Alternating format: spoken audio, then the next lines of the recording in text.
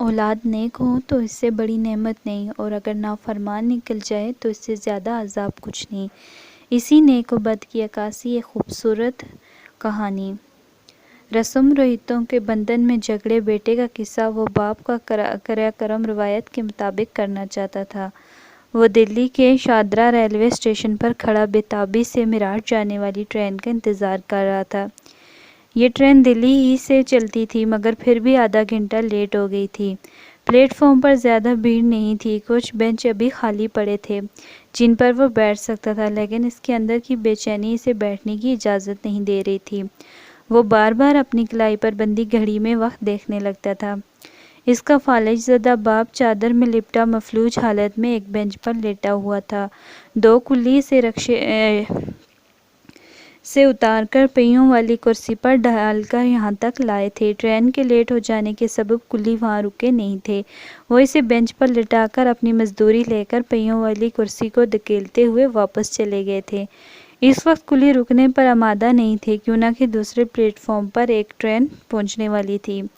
اس کا نام شنکر تھا۔ اس نے ایک بار پھر بے چینی سے نگاہ اپنے مفلوج باپ پر ڈالی اور سوچنے لگا کہ وہ اکیلا اپنے باپ کو اٹھا کر ٹرین میں سوار ہو سکے گا یا نہیں۔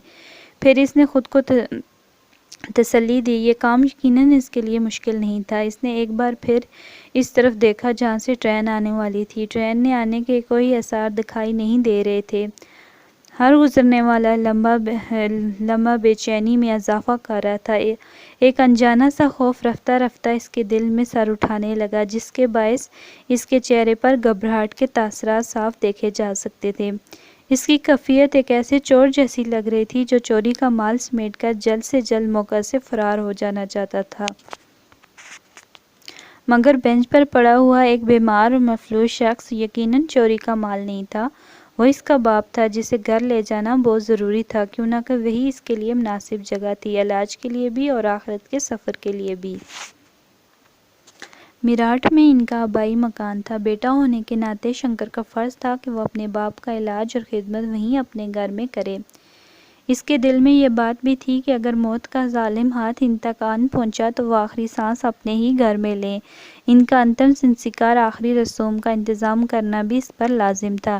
اس صورتحال کے پیش نظر وہ اپنے باپ کو اپنی بہن رادھا کے گھر نہیں چھوڑنا چاہتا تھا۔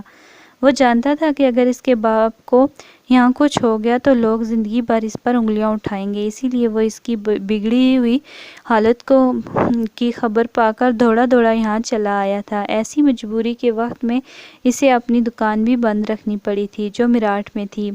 یہاں آنے کے بعد وہ 2-3 دن تک اپنی بہن رادھا کو سمجھاتا رہا کہ وہ اسے پتا جی کو میرٹھ لے جانے کی اجازت دے، مگر وہ کسی طرح بھی اس کی یہ بات ماننے کو تیار نہیں تھی۔ وہ ان کا علاج یہیں دلی میں کرانا چاہتی تھی۔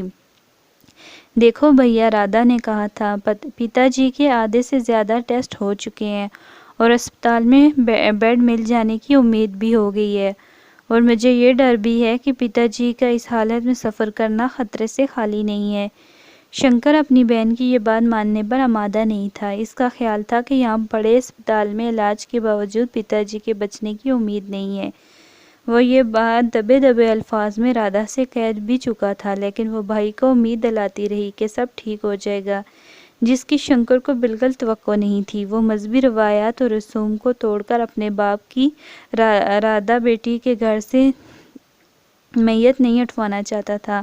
مسلسل 3 دن تک شنکر اپنی بہن اور بنوئی کے سامنے معاملے کے تمام پہلوؤں کی وضاحت کرتا رہا اور انہیں ریت رواج کی اہمیت کا احساس دلاتا رہا، لیکن وہ دونوں ٹس سے مس نہ ہوئے۔ اس نے میرٹھ میں اتنے دن سے بند پڑی ہوئی دکان کے نقصان کا ذکر بھی کیا، لیکن وہ اس کی ہر دلیل کے سامنے اپنی بات دہراتے رہے کہ اسپتال میں داخل ہو جانے کے بعد پتا جی کی حالت ٹھیک ہو جائے گی۔ دیکھیے بھائی صاحب، اس کے بنوئی نے سمجھانے کی کوشش کی، اتنی جدید میڈیکل سہولتیں میرٹھ جیسے شہر میں کہاں دستیاب ہیں؟ ہم نے اسپتال کے تمام کاغذات تیار کر لیے ہیں، بس بیڈ خالی ہونے کی دیر ہے۔ ایک بار اسپتال میں داخلہ مل جائے پھر سب ٹھیک ہو جائے گا، ہمیں پورا یقین ہے۔ مگر شنکر کو یقین نہیں تھا۔ اس کی چھٹی حس اسے برابر آگاہ کر رہی تھی کہ اس کا باپ علاج کی حدود سے گزر چکا ہے اور چند ہی دنوں کا مہمان ہے۔ وہ ہر قیمت پر اس کا انتم سنسکار میرٹھ میں کرنا چاہتا تھا۔ اسی میں اس کی عزت تھی اور مذہبی روایت کا احترام بھی۔ اس کی ساری برادری مراٹھ میں تھی۔ دلی میں اس کے باپ کی آرتی کے ساتھ کس کو شریک ہونا تھا؟ اس نے سوچا، لوگ دور دراز ملکوں سے اپنے عزیزوں کی لاشیں منگوا کر ان کی آخری رسوم اپنے ملک اور اپنے ہی شہر میں ادا کرتے ہیں، کیا وہ اپنے باپ کو مراٹھ اپنے گھر میں نہیں لے جا سکتا تھا؟ کئی دن سے یہی بات اپنی بہن اور بہنوئی کو سمجھانے کی کوشش کر رہا تھا، مگر رادھا تو گویا اپنے باپ کی موت کا تصور ہی نہیں کر سکتی تھی۔ اسے شاید دلی کے بڑے ڈاکٹروں پر کچھ زیادہ ہی بھروسہ تھا۔ وہ انہیں مسیحا سمجھ رہی تھی جو اس کے باپ کو اس موذی مار سے نجات دلا سکتے تھے، اس لیے وہ پچھلے ہفتے ضد کر کے اپنے باپ کو میراٹھ سے دلی لے آئی تھی۔ میراٹھ میں 2 چندی کا میلہ لگا ہوا تھا اور شنکر کی دکان وہاں 2-3 دن سے بند پڑی تھی۔ اسے اپنے نقصان کا بھی شدت سے احساس تھا۔ سال میں یہی چند دن تو کمائی کے تھے جو رائے گاں جا رہے تھے۔ اس کی بیوی بچے بھی میراٹھ میں 3 دن سے اکیلے تھے، اس لیے وہ آج اپنے بیمار باپ کو اپنی بہن اور بنوئی کی عدم موجودگی میں گھر سے چپ چاپ اٹھا لایا تھا۔ ایک لحاظ سے یہ چوری تھی، مگر وہ جان چکا تھا کہ اس کی بہن پتا جی کو سیدھی طرح اس کے ساتھ بھیجنے والی نہیں۔ وہ جب بھی اپنے باپ کو لے جانے کی بات کرتا، رادھا ہزاروں قطار رونا شروع کر دیتی اور پھر اس کا شوہر بھی اس کی حمایت میں بولنے لگتا تھا۔ یہی سبب تھا کہ اب شنکر کو یہ طریقہ مناسب لگا تھا کہ وہ اپنے باپ کو ان کی غیر موجودگی میں وہاں سے لے اڑے، مگر وہ اب بھی ڈر رہا تھا کہ کہیں وہ لوگ اسٹیشن پر نہ پہنچ جائیں، اس لیے اسے گاڑی کے لیٹ ہو جانے سے شدید بے چینی ہو رہی تھی۔ یہ ساری صورتحال دیکھ کر دونوں ہی فرقوں کی ایسا گمان بھی گزرتا تھا کہ شاید یہ سب محض دکھاوا ہے، ظاہرداری ہے، ڈھونگ ہے، جس کے پس پردہ کہیں خود غرضی اور لالچ کا جذبہ کار فرما ہے۔ شنکر کے باپ تراٹ رام نے یہاں آنے سے پہلے اپنی ساری رقم بینک سے نکلوائی تھی، جو ان لوگوں کے اندازے کے مطابق کم سے کم 40,000 روپے تھی۔ وہ رقم کہاں تھی، اس بات کا ٹھیک طرح کسی کو بھی پتہ نہیں چل رہا تھا۔ لالا تراٹ رام اب بولنے سے معذور تھا۔ اس کے منہ سے جو ٹوٹے پھوٹے الفاظ نکلتے بھی تھے تو انہیں وہ لوگ سمجھنے سے قاصر تھے۔ شنکر کا خیال تھا کہ اس کے باپ نے یہ رقم میراٹھ سے آنے سے پہلے گھر میں کہیں چھپا رکھی تھی، جس کا سراغ لگانے کے لیے اسے وہاں لے جانا ضروری تھا۔ زبان سے تو نہ صحیح، اس کے ہاتھ کے اشاروں سے تو معلوم ہو سکتا تھا کہ رقم کہاں رکھی ہے۔ ویسے اس رقم کا رادھا کے پاس ہونا بھی ممکن تھا، مگر اس خیال میں شک کی گنجائش یہ تھی کہ اگر رادھا رقم ہتھیار چکی ہوتی تو اس طرح باپ کو اپنے ہاں روکنے کی ضد نہ کرتی۔ یہ رقم اس وقت تراٹ رام کے پاس بھی موجود ہو سکتی تھی، مگر پلیٹ فارم پر اس حالت میں پڑے ہوئے باپ کی تلاشی لینا شنکر کو مناسب نہیں معلوم ہوا۔ یہی سب الجھنیں شنکر کو جلد گھر پہنچانے پر اکسا رہی تھی۔ دوسری طرف یہ خطرہ بھی تھا کہ اس کی بہن بنوئی گاڑی آنے سے پہلے کہیں اسٹیشن پر نہ پہنچ جائیں۔ آخرکار انتظار کی گھڑیاں ختم ہوئیں، گاڑی کے آنے کا اعلان لاؤڈ اسپیکر پر نشر کیا گیا اور سگنل ڈاؤن ہو گیا۔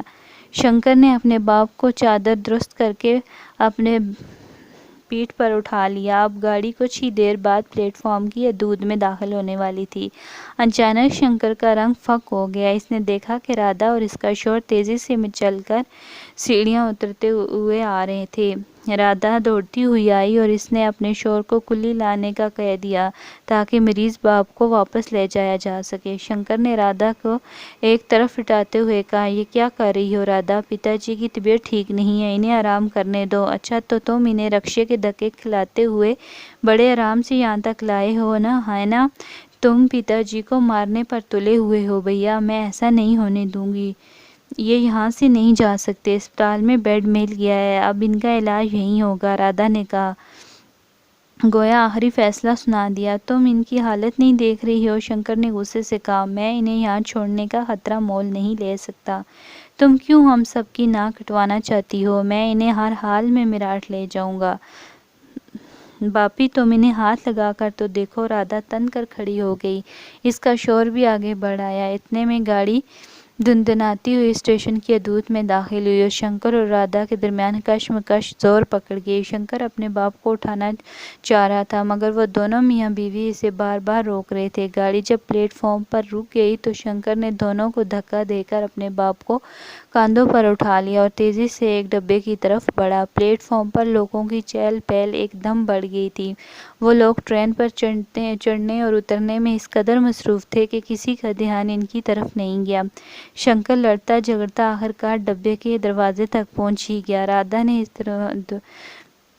دوران میں اپنے باپ کے دونوں پاؤں پکڑ لیے اور اس کا شوہر اپنے سسر کا جسم شنکر کے ہاتھوں سے چھڑانے کی کوشش کرنے لگا مگر شنکر نے اپنی گرفت مضبوط رکھی اور بڑی کوشش کے بعد وہ ڈبے میں داخل ہو گیا۔ اب دھراٹ رام کے جسم کا آدھا حصہ جو اس کی گرفت میں تھا گاڑی کے اندر تھا اور باقی آدھا دھڑ جو میاں بیوی نے تھام رکھا تھا گاڑی سے باہر تھا۔ اسی حالت میں گارڈ نے وhistle دے دی اور ان میں کھینچا تانی تیز ہو گئی۔ جب گاڑی چلنے لگی تو ان کے درمیان تنے ہوئے دھراٹ رام کے منہ سے ایک عجیب سی ناقابل فہم گھراٹ آمیز چیخ نکلی اور اس کے ساتھ ہی اس کا سر ایک طرف ڈھلک گیا۔ اب اس کا مردہ جسم ایک طرف تو اپنے بیٹے شنکر کے ہاتھ میں تھا اور نچلا حصہ بیٹی اور داماد کے ہاتھوں سے چھوٹ کر پلیٹ فارم پر گھسیٹنے لگا۔ رادھا اور اس کے شوہر نے جلدی سے اسے سنبھالنے کی کوشش کی اور اسے افراتفری میں دھراٹ رام کی قمیض اور اندر پہنی ہوئی صدری گاڑی کے دروازے کے ہینڈل سے اٹک کر پھٹ گئی۔